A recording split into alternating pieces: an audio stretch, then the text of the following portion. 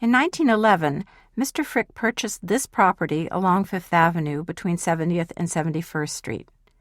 It became available when the Lenox Library, which then stood here, was torn down and its collections were moved and incorporated into the new New York Public Library.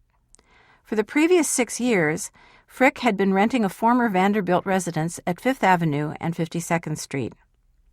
The man Frick chose to design his house, Thomas Hastings, was one of America's leading architects at the time, a specialist in the classical style. His plans were completed by 1912, construction began the following spring, and the Fricks moved into their new house in November 1914.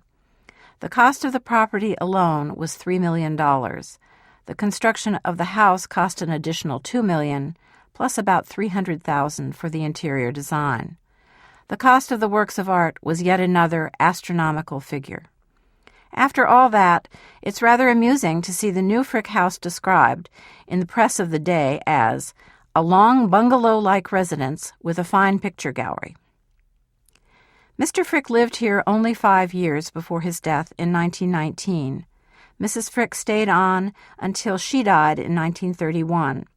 At that point, the original house was transformed architecturally to function as a museum, following the designs of America's leading architect of that period, John Russell Pope.